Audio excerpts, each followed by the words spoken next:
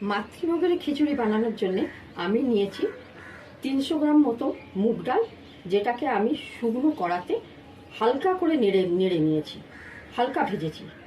আর নিয়েছি আমি 300 গ্রাম গোবিন্দভোগ চাল, যেটাকে আমি ভালো করে ধুয়ে 20 মিনিটের জন্য ভিজিয়ে রেখেছি।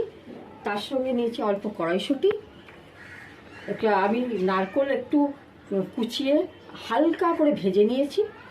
দুটো কাঁচা লঙ্কা আমি চিড়ে নিয়েছি।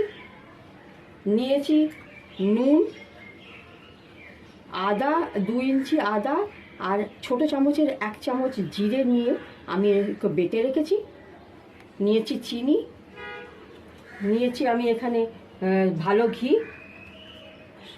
দুটো তেজপাতা, দুটো শুকনো লঙ্কা আর গোটা জিরে নিয়েছি আমি।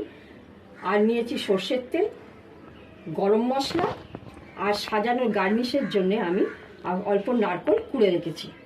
এবার আমি রান্নায় ফিরে আসছি। খিচুড়িটা প্রায় হয়ে এসছে, দেখুন।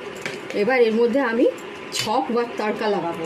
তার জন্য আমি গ্যাস অন করে আমি এর মধ্যে তেল দিলাম। তেল দিয়ে এর মধ্যে আমি দুটো তেজপাতা, শুকনো লঙ্কা আর গোটা জিরে অল্প করে দিয়ে দিলাম। এবার জিরেটা একটু ভাজা ভাজা হয়েছে, দেখুন। এর মধ্যে আমি আদা জিরে বাটাটা দিয়ে দিলাম। নাড়াচাড়া করছি, একটু ভাজা ভাজা হবে। মশলাটা ভাজা ভাজা হয়ে গেছে। এবার গ্যাস অফ করে এই দেখুন ভাজা ভাজা মশলা আমি এর মধ্যে দিয়ে দিচ্ছি। এটা ছক লাগালাম, লাগিয়ে এটাকে আমি এর সঙ্গে ভালোভাবে মিশিয়ে নিলাম। দেখুন খিচুড়িটা হয়ে এসছে, ভালো করে নেড়ে নিলাম।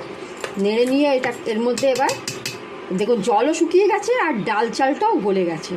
এবার এর মধ্যে আমি গরম মশলা 1/4 গরম মশলা আর বড় চামচে 2 চামচ ঘি দিয়ে গ্যাসটাকে অফ করব। আমাদের মাতৃভোগের খিচুড়ি মাকে নিবেদন করার জন্য একদম রেডি।